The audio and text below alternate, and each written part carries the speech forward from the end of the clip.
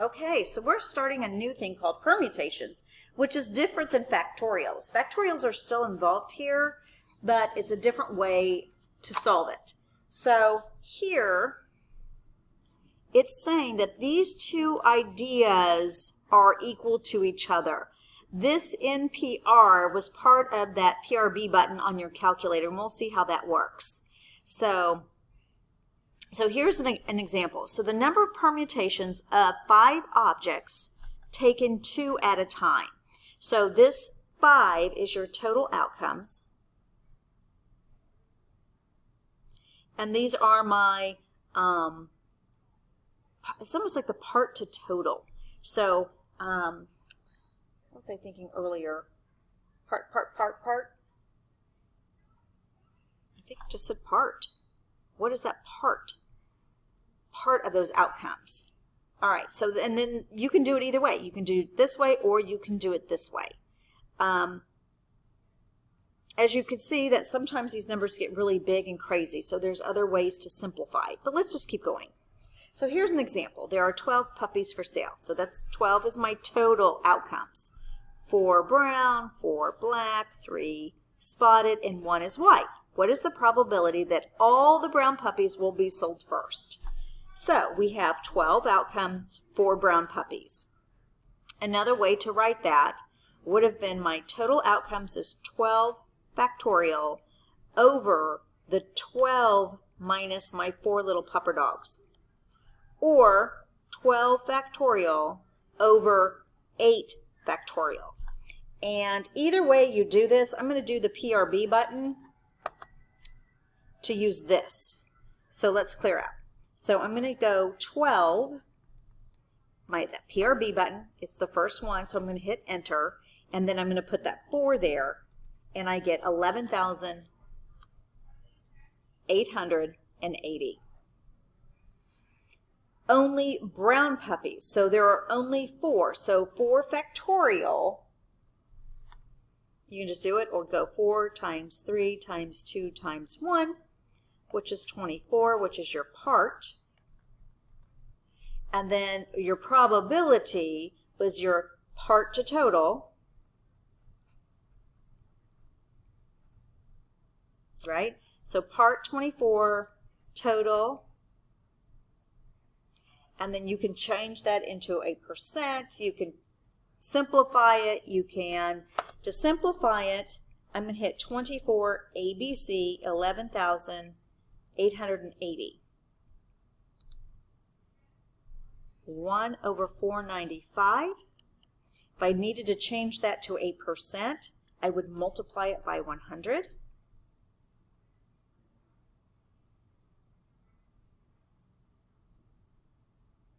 It's a really small percent. All right, moving on. There are 24 people in a hula hoop contest.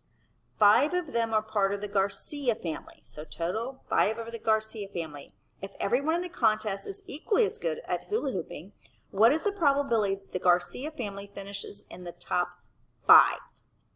5. So we're looking at the 5. So it's 24. Here we go. So my NPR would be 24. And then what is, and we want this to be 5. Okay. So it's funny how they did that. The Garcias only, and so that probability, I'm going to do the 24 PRB. Can you see my calculator? Good. And then 5. These numbers are huge.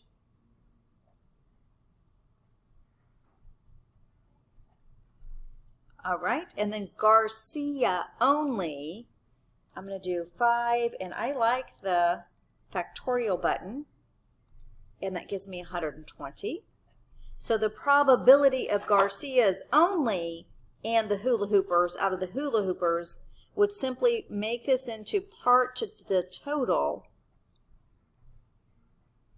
and then trying to simplify this in your calculator. 120 ABC 5,100,480 Didn't like it. Still doesn't like it. Let's try it. Let's get rid of this 0. Some things you have to learn. So 12 ABC 510048. Still not gonna like it. Nope. It's okay. It's fine. All right. Next. I have like notes everywhere. This is repetition. Has to do with repetition. All right. Part to totals. Okay, found what I was looking for. So when they talk about repetition, they're talking about order matters. Because before, it didn't really say what positions, that they were either drawn first or second. Order matters here. So this one's a little bit different. So here is the formula.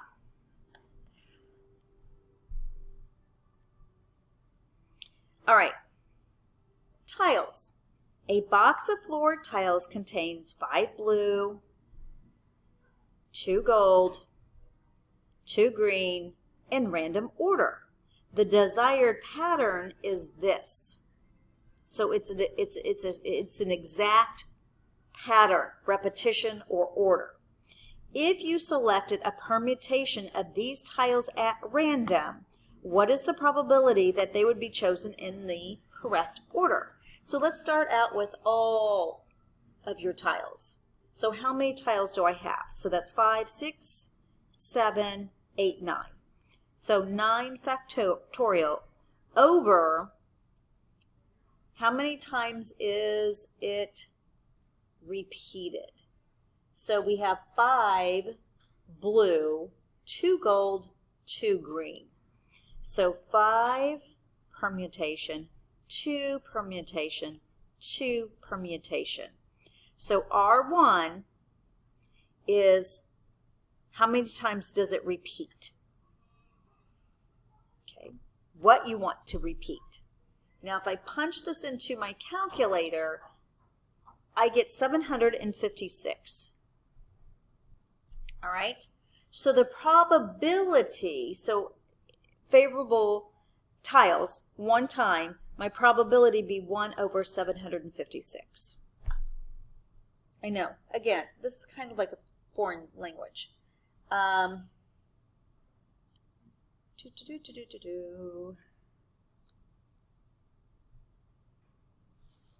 Moving on, let's try this one. Tiles. A box of floor tiles contains 3 red, 3 purple, and 2 orange in random order. Then again, we have that same pattern.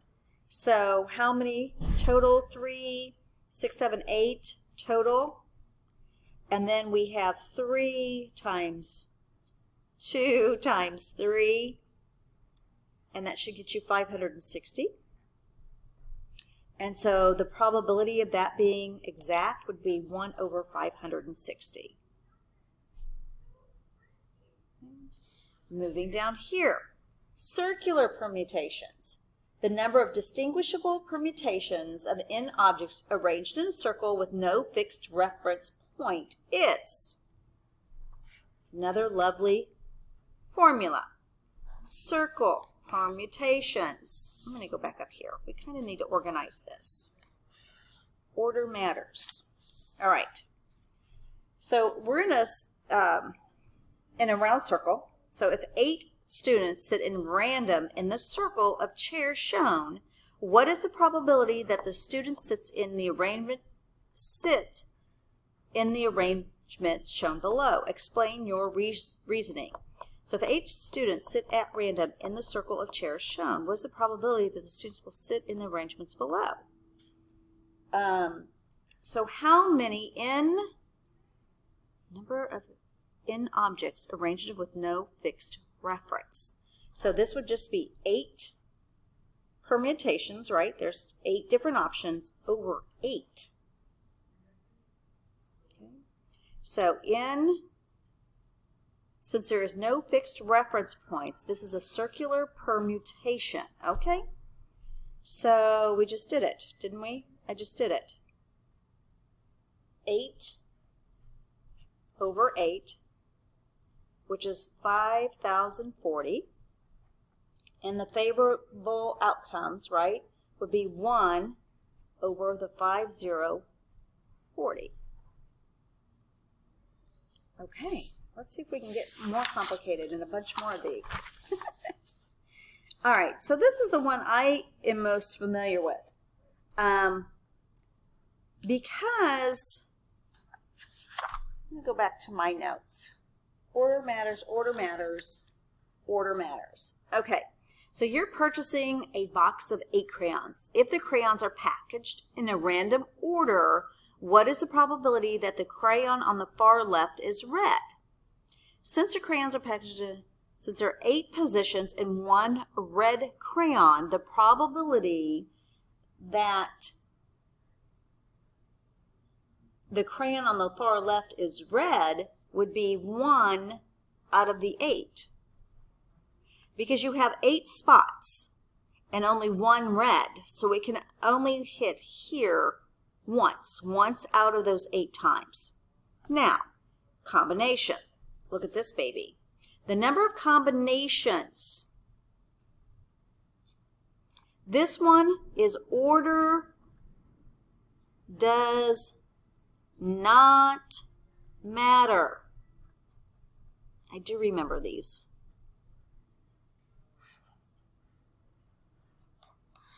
It helps. Okay, so the number of combinations of n objects taken r at a time is denoted by, this is different, so it's in CR. So combinations, and is given here or here. So we've got both of these formulas, one or the other. So the number of combinations, there were 8 objects, taken 3 at a time. So here's the formula, or this formula. Okay, so let's try it. We have a set of alphabet magnets are placed in a bag. If 5 magnets are drawn from the bag at random, what is the probability that they will be letters for the vowels A, E, I, O, U? No pattern. Order does not matter. So how many letters are in the alphabet? 26. That's what this is. How many different letters are there? There are 5. So this is the 26 and 5. And as far as this formula, you're taking the 26 minus 5 and then another 5. And my number of options here are 65,780. And again, we can use this formula, which I think is so much easier. On clear, let's try it. We have 26. Hit that PRB. We're going to arrow over for combinations and then enter and then hit 5. And that's where I got my 65,780. And the probability of getting that is just the 1 over 65,780. More? No, that's a lot. That's actually quite a bit. I haven't really taken a close look at your assignment, but I will, and if you need help with it or it gets too crazy, this is something that you probably won't hit for a while. Yes, you'll be assessed over it, but of course I give you 5,000 different opportunities to get your score better or to get some better understanding. So anyway, so don't let it stress you out. This is just like an introductory of it, and it's a lot.